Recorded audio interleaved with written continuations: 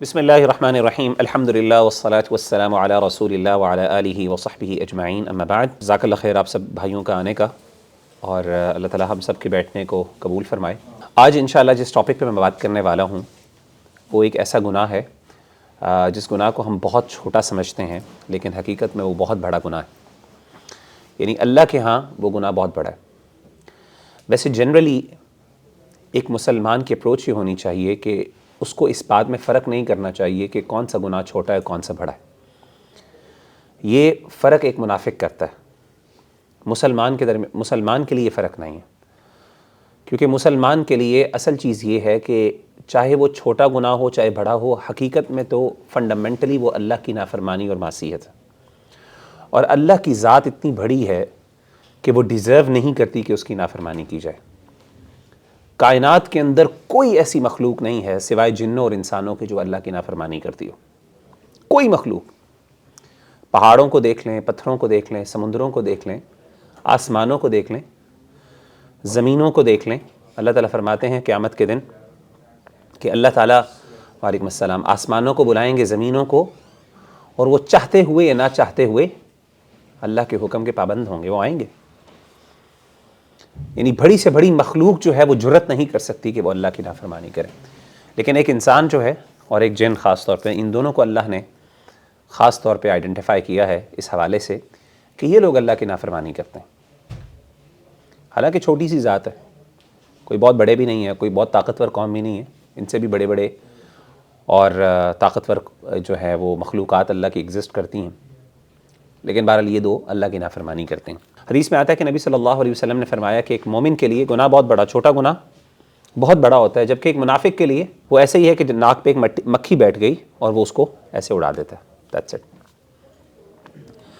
لیکن بہرحال یہ بات بھی درست ہے کہ ہمارے دین نے کچھ گناہوں میں فرق کیا ہے، کچھ کو چھوٹا کنسیڈر کیا ہے اور کچھ کو بڑا کنسیڈر کیا ہے، اور میں سمجھتا ہوں اس کی وجہ صرف یہی ہے کہ ایک مسلمان جو ہے وہ اگر اس سے وہ گناہ ہو جائے تو وہ اس کی توبہ اور استغفار کے لیے جستجو اور محنت کرے، کیونکہ جو چھوٹے گناہ ہوتے ہیں عام طور پہ اس کے لیے بہت سے ایسے اچھے اعمال ہوتے ہیں جن کی وجہ سے اللہ وہ گناہ معاف کر دیتے ہیں۔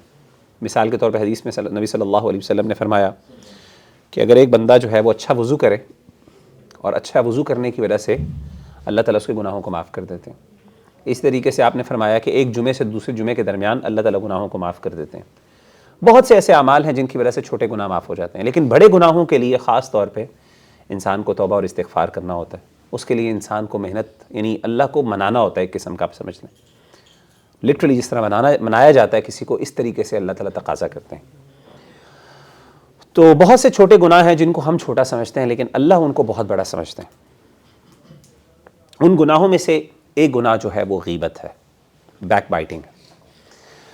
آئیے میں آپ کو ایک حدیث سناتا ہوں، یہ حدیث صحیح بخاری اور صحیح مسلم کی ہے کہ آپ صلی اللہ علیہ وآلہ وسلم ایک دفعہ دو قبروں کے پاس سے گزرے، اور آپ صلی اللہ علیہ وسلم کے ساتھ صحابہ بھی تھے۔ آپ نے کہا کہ اے میرے صحابہ انہما لیعذبان،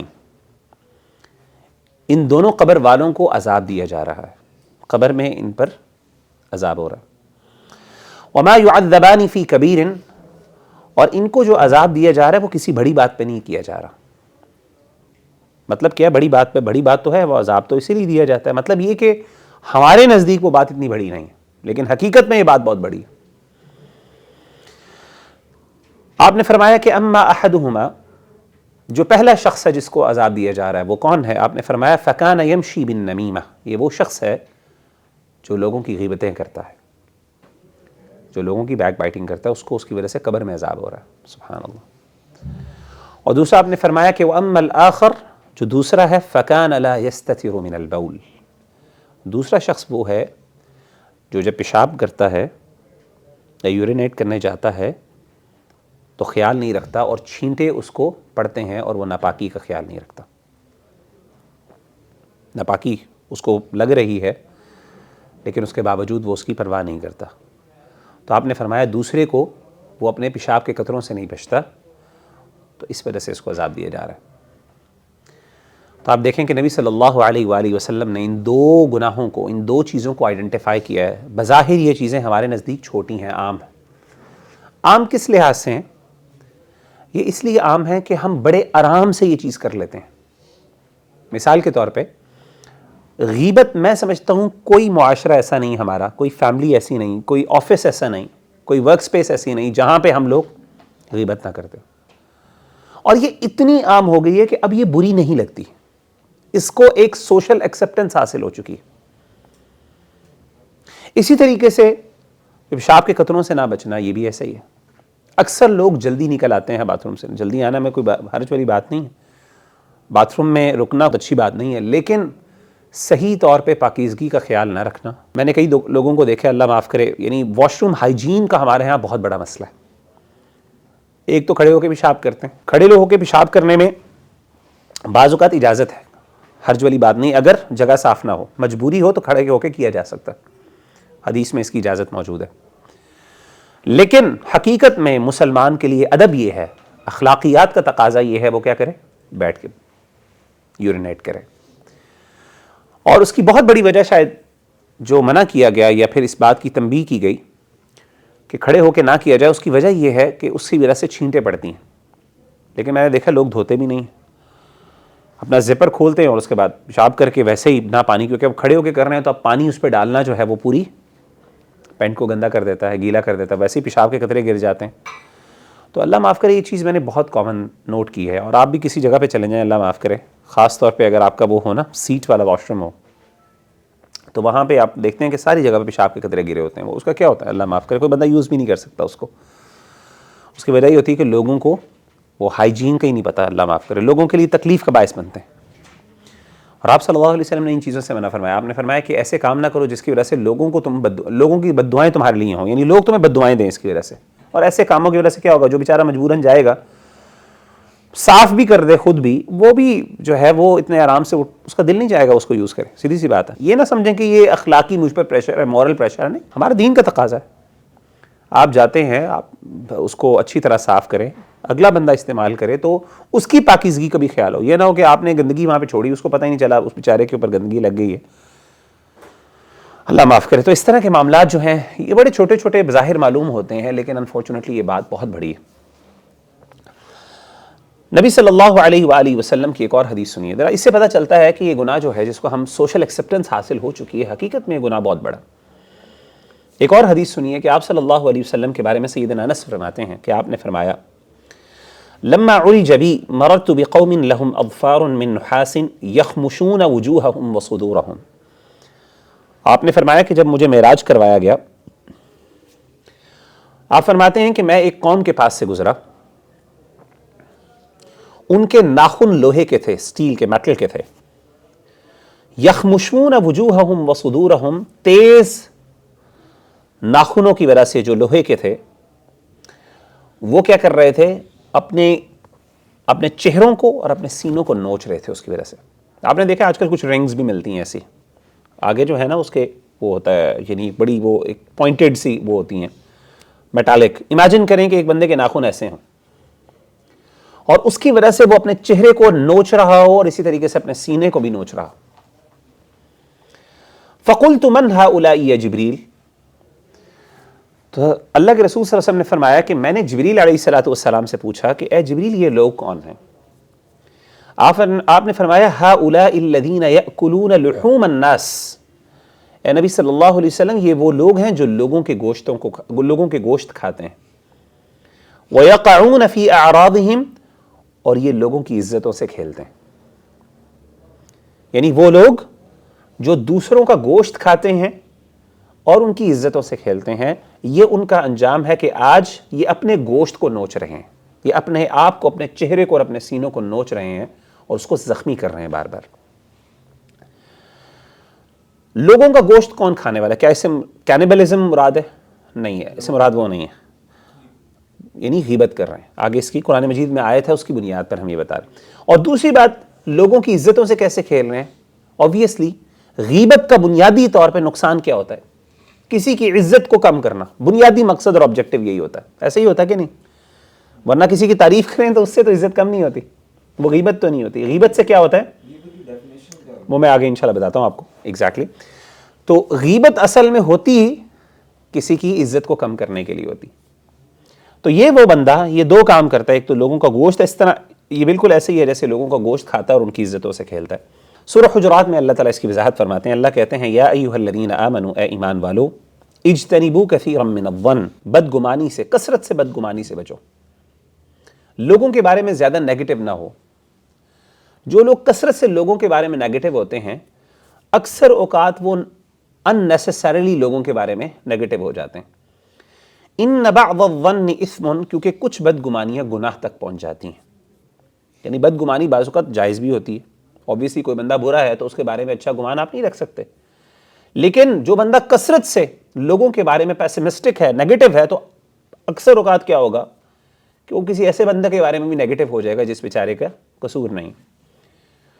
ولا تجسسوا، یہ بڑی امپورٹنٹ بات ہے، قرآن مجید میں سورہ حجرات میں اللہ نے اخلاقیات بتائی، اللہ کہتے ہیں ولا تجسسوا، جاسوسی نہ کرو، لوگوں کے راز جو ہیں ان کے پیچھے نہ پڑو۔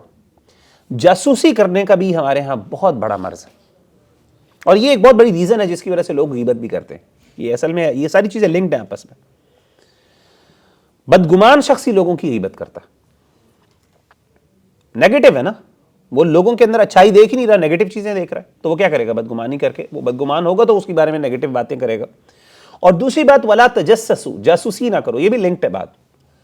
بہت سے لوگ، ہر بندہ چاہتا ہے آج کل کہ وہ لوگوں کے رازوں کو پتہ چلے اس کو، ہم میں سے ہر بندہ چاہتا ہے کہ کسی کے سیکرٹس ہمیں پتہ چل جائے۔ ان نیسسری لوگوں کے میسیجز پڑھنا، اس میں یہ ساری چیزیں آتی ہیں، ان کے موبائل فون، ان کی ای میلز چیک کرنا، ٹھیک ہے نا، یہ سارے کام جو ہے جاسوسی میں آتے ہیں، خاص طور پہ جب آپ اس بندے کے ذمہ دار نہیں ہو، گارڈین نہیں ہو۔ ہاں گارڈین ہے وہ کر سکتا ہے، اس کا حق ہے، کیوں؟ اس کی ذمہ داری ہے، رسپانسبلٹی ہے، والد ہے وہ کر سکتا ہے۔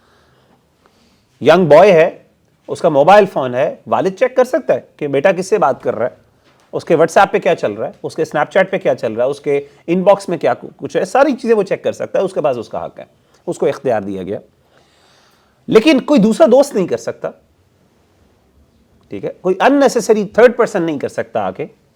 ہر بندے کو اللہ نے پرائیویسی کا حق دیا، تو ولا تجسسوا، لوگوں کی جاسوسی نہ کرو۔ اور میں آپ کو بتاؤں بعض اوقات ہوتا کیا ہے، بعض اوقات ایک بندے کی وہ بات نیگیٹو نہیں ہو، مطلب وہ بندے کی بات نیگیٹو نہیں ہوتی، لیکن آپ اس کو بڑا ایک سٹرینج، یعنی آپ کے لیے وہ بہت بڑی بات ہوتی ہے، ہو سکتا ہے وہ ایک کوئی نیگیٹو اتنی بات نہ ہو، تو لوگوں کے لیے بعض اوقات وہ بات ہوتی ہے۔ آپ کو بات ہو سکتا ہے بات کا پتہ ہی نہ ہو، کانٹیکسٹ نہ پتہ ہو سکتا ہے آپ کسی کے میسیجز پڑھیں اور اس میسیجز میں وہ کوئی مثال کے طور پہ کوئی سخت بات کر رہا ہو، اور کوئی آپ کہیں جی یہ بندہ کیسی باتیں کر رہا ہے، آج تک ہمارے سامنے تو اس بندے نے ایسی بات نہیں کی۔ ہو سکتا ہے اس کا کانٹیکسٹ بالکل ڈیفرنٹ ہو، اگر آپ کو کانٹیکسٹ پتہ چل جائے تو وہ جسٹیفائیبل ہو، مطلب کئی چیزیں اس کے پیچھے کئی قباحتیں ہوتی ہیں، اسی لیے اللہ کہتے ہیں ولا تجسسوا۔ پھر ساتھ فرمایا ولا یغتب بعضکم بعضا، ایک دوسرے کی غیبت نہ کرو۔ ایحب احدکم ان یاکل لحم اخیہ میتا فکرہتموہ، کیا تم میں سے کوئی بندہ یہ پسند کرتا ہے کہ وہ اپنے مردہ بھائی کا گوشت کھائے؟ فوت ہو گیا، اور فوت ہونے کے بعد انسان کی اپنے بھائی کے بارے میں فیلنگ زیادہ گہری ہو جاتی ہیں۔ آپ دیکھیں کہ بڑا سے بڑا برا آدمی بھی ہو نا، اگر پتہ چل جائے نا اس کی موت ہو گئی ہے تو انسان کی کچھ تھوڑی سی اس کے بارے میں سافٹ کارنر آ جاتا ہے۔ کہنے کا مطلب ہے کہ لوگ نیچرلی کیا کرتے ہیں، ایک ڈیڈ جب بندے کی موت ہو جائے تو اس کے بارے میں ایک سافٹ کارنر آ جاتا ہے، ایک نیچرل بات ہے۔ تو امیجن کریں کہ آپ کا بھائی ہے، آپ کو اس سے محبت بھی ہے، اور اس کی بیچارے کی ڈیتھ ہو گئی، ڈیڈ باڈی آپ کے سامنے پڑی ہے، اور ہونا یہ چاہیے کہ آپ اس کے بارے میں سافٹ کرنا، آپ اچھی باتیں کرو گے اس کے بارے میں، کبھی بھی آپ اس کے بارے میں، بلکہ نیگیٹو باتیں بھی آپ کوشش کرو گے اوائڈ کریں، بجائے یہ کہ آپ ان کے بارے میں کوئی اچھی بات کرو، آپ اس کا گوشت کھاؤ۔ کتنی قباحت والی، کتنی مکروہ بات ہے، کتنی ڈیٹیسٹیبل فیلنگ آپ کو آتی ہے کہ نہیں آتی؟ امیجن کریں آپ کا کوئی بھائی ہو، آپ میں سے جو بھائی ہیں، یا کوئی رشتہ دار ہے، کوئی کزن ہے، قریبی دوست وغیرہ، اس کی ڈیتھ ہو جائے اور آپ اس کی ڈیڈ باڈی جو ہے وہ اس کا گوشت کھا رہے ہو، امیجن کریں کتنی آپ کو بری فیلنگ آتی ہے۔ اللہ یہی چاہتے ہیں کہ آپ اس کو برا ہی سمجھو، یہ بتایا اس لیے تاکہ آپ کو یہ بری فیلنگ لگے، تاکہ آپ کیا کریں، تاکہ آپ کو پتہ چلے کہ یار یہ اللہ کے لیے کتنی ناپسندیدہ بات ہے۔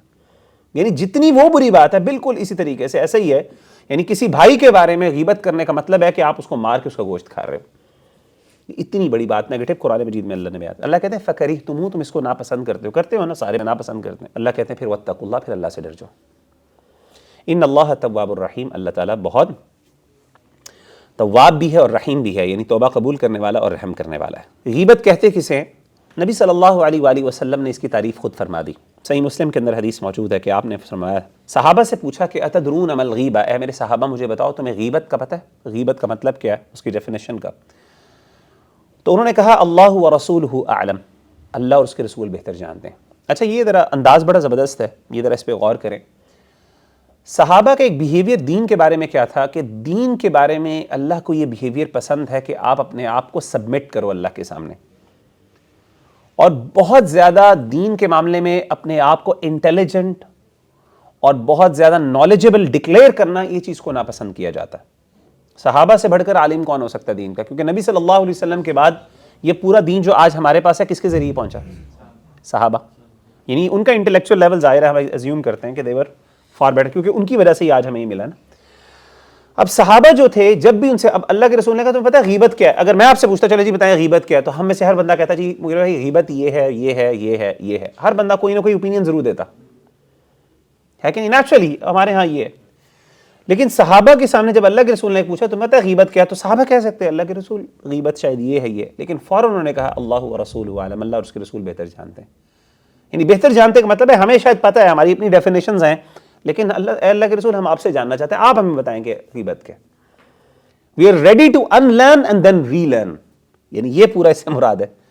اتنی یعنی چھوٹی چھوٹی باتیں، لیکن آپ اس پہ غور کریں تو انسان کو پتہ چلتا ہے کہ یہ بہت بڑی اہم باتیں ہیں۔ بہرحال آپ صلی اللہ علیہ وسلم نے اس کی ڈیفینیشن فرمائی، آپ نے فرمایا ذکرک اخاک بما یکرہ، آپ نے فرمایا کہ غیبت کی ڈیفینیشن یہ ہے کہ تو اپنے بھائی کے بارے میں ایسی بات ذکر کرے جو اس کو ناپسند ہو۔ ابھی بات ڈیفینیشن پوری نہیں ہو، میں آگے بات بتاتا ہوں آپ کو، اس کو ذرا سمجھیے۔ آپ نے فرمایا ذکرک اخاک بما یکرہ، بلکہ یہ یاد کر لیں، یہ بہت امپورٹنٹ ہے، یہ چھوٹے 3 ورڈز ہیں، ذکرک، سارے پڑھیں ذرا، ذکرک اخاک بما یکرہ۔ ذکرک ذکر سے ہے، تیرا ذکر کرنا، کاف کا مطلب تیرا، ذکرک تیرا ذکر کرنا، اخاک تیرا بھائی، اخوک اخاک تیرا ذکر کرنا اپنے بھائی کا، بما یکرہ وہ جو وہ ناپسند، کراہت سے یکرہ، یہ تینوں ورڈز آپ کو آتے ہیں۔ اس طرح کی ڈیفینیشنز یاد رکھا کریں، بڑی قیمتی چیزیں ہوتی ہیں، لوگوں کو بتاتے بڑی اچھی لگتی ہیں کہ جب آپ ان کو پڑھ کے سنائیں کہ اللہ کے رسول نے اس کی ڈیفینیشن یہ کی ہے۔ آپ نے فرمایا کہ ذکرک اخاک بما، تیرا بھائی کے بارے میں کوئی بھی بات ذکر کرنا وہ جو اس کو ناپسند ہو۔ صحابہ نے پوچھا کہ اللہ کے رسول افرأیت ان کان فی اخی ما اقول، آپ کا کیا خیال ہے کہ اگر جو میں اپنے بھائی کے بارے میں بری بات ذکر کر رہا ہوں وہ واقعی اس کے اندر موجود ہو؟ قال ان كان فيه ما تقول فقد اغتبته وان لم يكن فيه فقد بهته، آپ نے فرمایا کہ اگر وہ جو تو نے اس کے بارے میں ذکر کی ہے جو اس کو ناپسند ہے، اگر وہ اس کے اندر واقعی موجود ہے پھر تو غیبت ہے، یہی تو غیبت ہے، وہ اس کے اندر موجود ہے، یعنی نیگیٹو بات ایگزسٹ کرتی ہے، یہ جھوٹ نہیں ہے۔ پھر آپ نے کہا کہ فقط اغتبتہ، پھر تو غیبت ہے، لیکن اگر اس کے اندر موجود ہی نہیں وہ بات، اللہ معاف کرے، فقط بہتہ، پھر تو نے اس پر بہتان باندھا، یعنی پھر یہ نیکسٹ لیول کا گناہ ہے کہ اس کے اندر موجود بھی نہیں پھر بھی آپ نے یہ بات کی، یہ غیبت سے بڑھ گئی بات۔ چغلی تو ہے، چغلی تو آپ کی ہے، غیبت اور چغلی ہمارے یہاں اردو میں اس کو چغلی کہہ دیتے ہیں، چغل خوری کر دیتے ہیں۔ مراد یہ ہے کہ یعنی یہ اتنی بڑی بات ہے کہ بھائی کے اندر وہ چیز موجود ہے، یو آر سپوز ٹو، مطلب کیا ہے کہ اگر بھائی کے اندر یہ چیز موجود ہے، you are suppose to hide that, you are suppose to conceal that. اسی لیے نبی صلی اللہ علیہ وسلم نے فرمایا، آپ نے فرمایا کہ من ستر مسلما، جس بندے نے کسی مسلمان کے عیب کو چھپایا، قیامت کے دن سترہ اللہ یوم القیامہ، اللہ تعالیٰ قیامت کے دن اس کے عیب کو چھپائے گا۔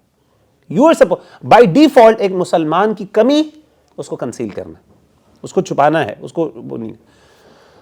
اور یہ چھوٹی چھوٹی باتیں، یعنی ایسی چیز جو ہو سکتا ہے اس کو ناپسند کرے، اور یہ بات کوئی چھوٹی نہیں ہوتی ہے، بہت بڑی ہوتی ہے۔ ایک اور حدیث سننے سے پتہ چلتا ہے، سیدہ عائشہ فرماتی ہیں قلت للنبی صلی اللہ علیہ وسلم، میں نے ایک دن اللہ کے رسول صلی اللہ علیہ وسلم کو کہا، حسبک من صفیۃ کذا وکذا، اے اللہ کے رسول صلی اللہ علیہ وسلم، صفیہ سے آپ کو کافی ہے فلاں فلاں چیز۔ مراد کیا تھا؟ مراد یہ تھی کہ آپ اصل میں حضرت صفیہ کی چھوٹی ہائٹ کے بارے میں آپ نے اشارہ کیا، اللہ کے رسول صلی اللہ علیہ وسلم کے بارے میں۔ سامنے سیدہ عائشہ نے، سیدہ صفیہ چھوٹی ہائٹ کی تھی، آپ کی امہات المومنین میں سے ہیں، صفیہ بنت حیی ان کا نام تھا. تو آپ نے کیا کیا، اشارتاً ان کی چھوٹی ہائٹ کی طرف صرف اشارہ کیا، بات بھی نہیں کی، انڈیکیشن کی، ایسے الفاظ میں انڈائریکٹلی بات کی.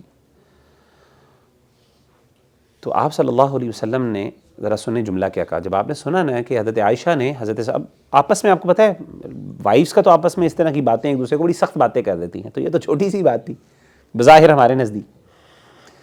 آپ صلی اللہ علیہ وسلم نے فرمایا کہ یا عائشہ لقد قلت کلمۃ، اے عائشہ تو نے ایک ایسا کلمہ اور ایسا جملہ کہا ہے، لو مزجت بماء البحر لمزجته، کہ اگر اس جملے کو سمندر کے اندر ڈال دیا جائے نا، میٹھے پانی کے سمندر کے اندر، تو یہ جملہ اس پورے پانی کو کڑوا کر دے گا.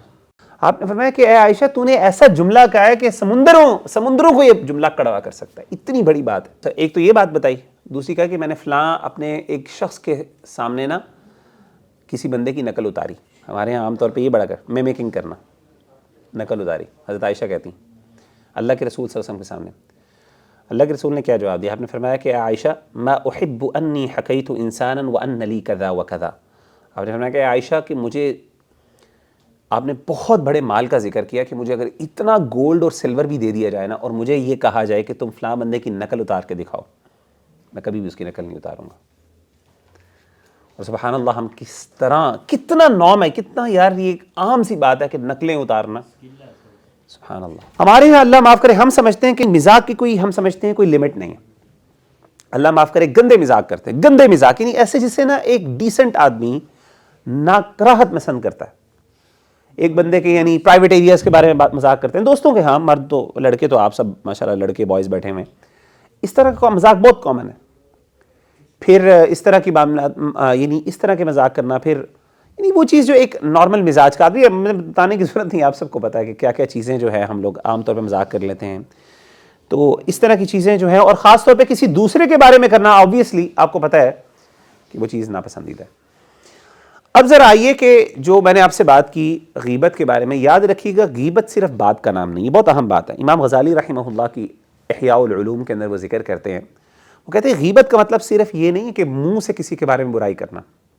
آپ مجھے ایک بات بتائیں، اگر ایک بندہ ٹیکسٹ میسج کسی کے بارے میں کرتا ہے، کیا یہ غیبت میں آتا ہے کہ نہیں آتا؟ اگر میں نے تو کوئی بات نہیں کی، تو کتابت بھی آتی ہے اس میں، ٹھیک ہے. دوسری بات آپ فرماتے ہیں کہ حرکت کرنا، کوئی اشارہ کرنا، ہمز، یہ بھی کیا ہے؟ یہ بھی غیبت میں آتا ہے.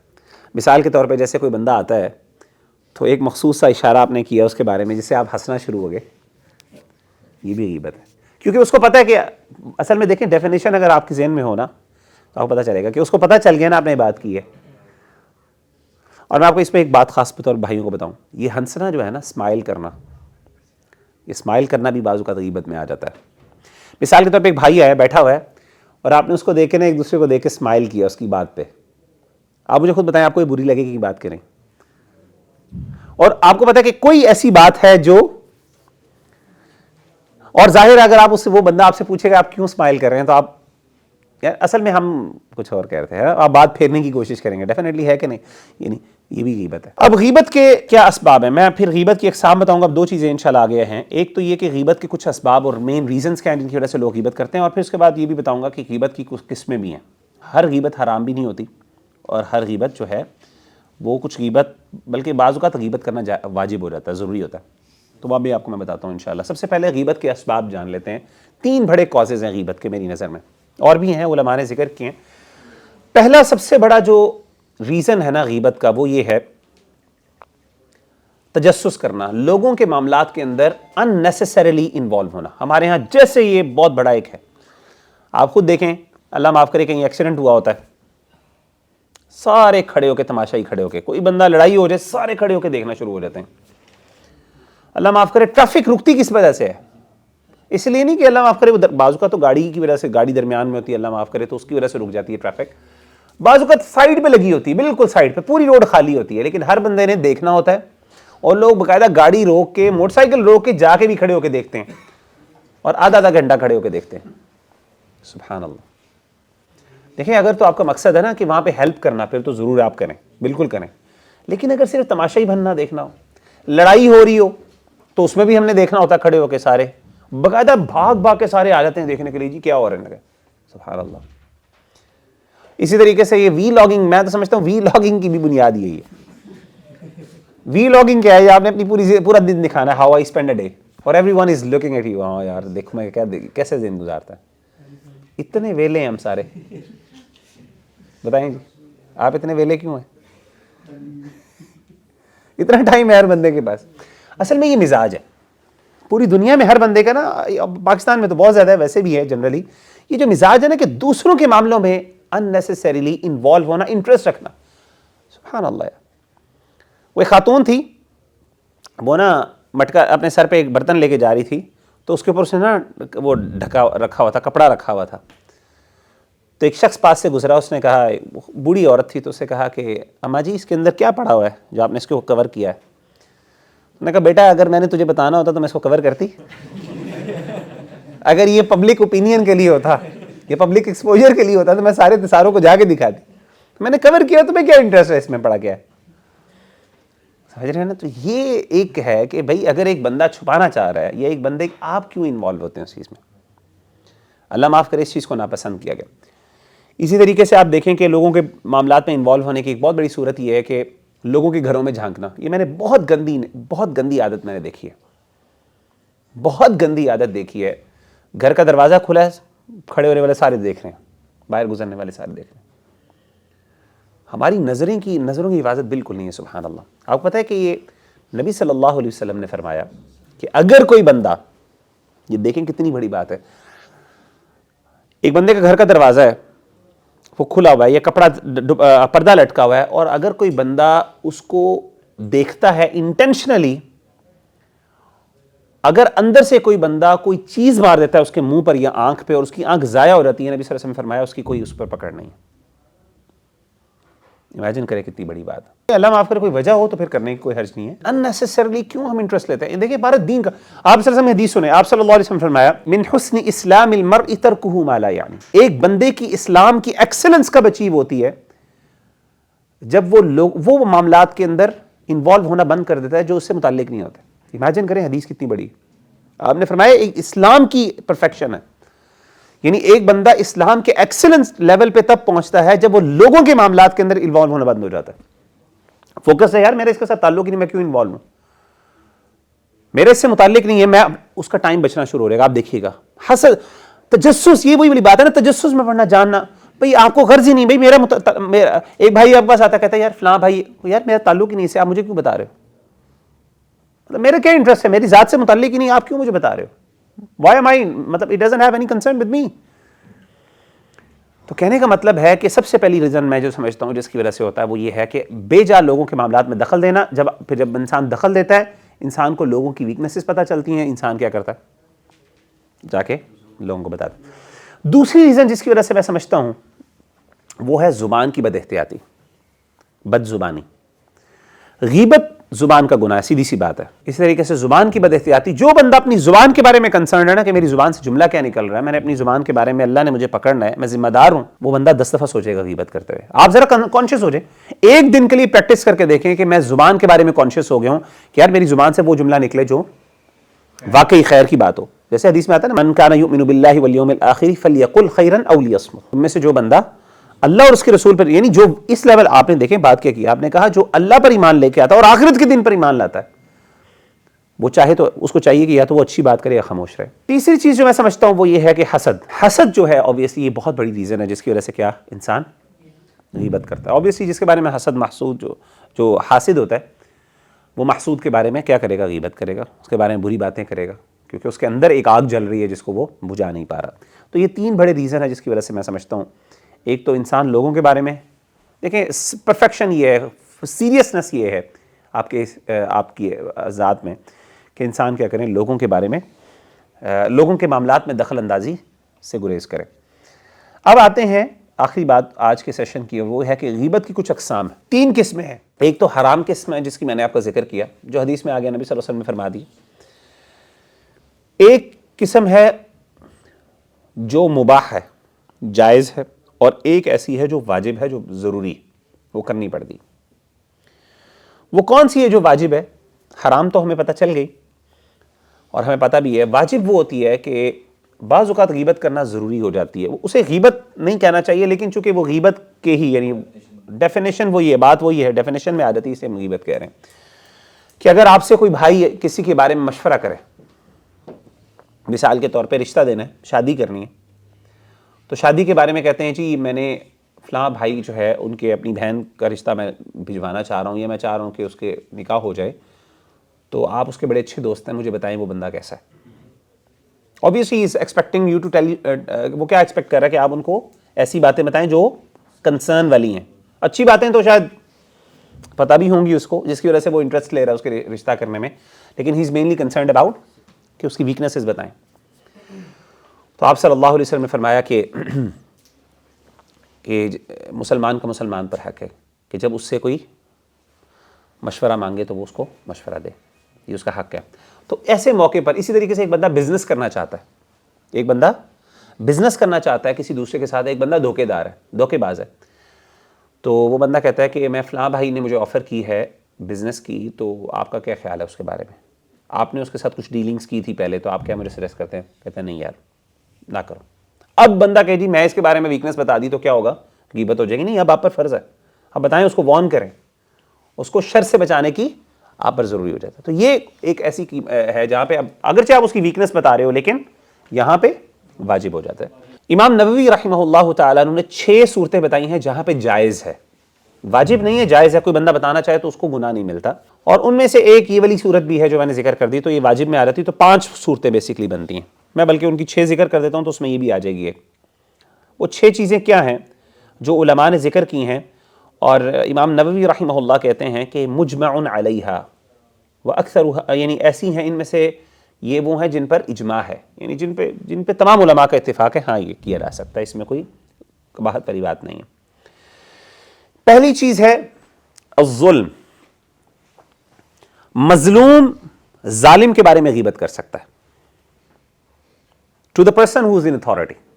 ٹھیک ہے, ایک بندہ ہے اس نے کسی کے ساتھ ظلم کیا ہے, اب وہ جو بیچارہ مظلوم ہے وہ اپنی جا کے بادشاہ یعنی سلطان کے پاس جاتا ہے, قاضی کے پاس جاتا ہے, یا پولیس کے پاس جاتا ہے, یا اپنے کسی ایسے بندے کو بتاتا ہے جو اس کی مدد کر سکتا ہے کہ یار اس نے میرے ساتھ ظلم کیا ہے, اس بندے نے ایسی حرکت کی ہے میرے ساتھ, اس کی نیگیٹو بات بتا دی, تو ہاں یہاں پہ کرنا جائز ہے. ہاں اگر معاف کر دے وہ سمجھے تو کوئی بات نہیں, بے قلعہ, لیکن یہاں پہ وہ اس کے بارے میں نیگیٹو بات بتا سکتا, وہ یہ نہیں کہہ سکتا یار یہ غیبت والی بات ہے, نہیں, وہ کر سکتا ہے, بتا سکتا ہے. تو پہلی چیز تو ہے ظلم.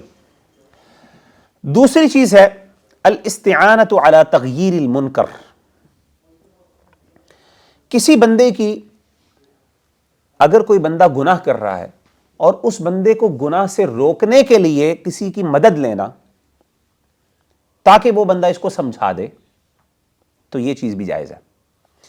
مثال کے طور پہ جیسے پیرنٹس ہیں, ٹیچر جو ہے وہ پیرنٹس کی مدد لیتا ہے کہ آپ کے بچے کے اندر یہ مسئلہ ہے, یا اس کے بھائی کو بلا کے یہ کہتے ہیں کہ بیٹا آپ کے بھائی, یا پھر اسی طرح بعض اوقات کوئی دوست ہوتا ہے کہ یار یہ دوست تیرے زیادہ قریب ہے, اس کے اندر یہ کمی ہے, میں چاہتا ہوں تم اس کو نصیحت کرو.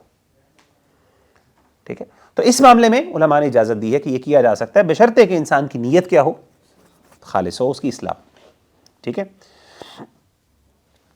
تیسری چیز کیا ہے الاستفتاء, فتویٰ لینا. بعض اوقات عالم کو بتانا پڑتا ہے فتویٰ لینے کے لیے.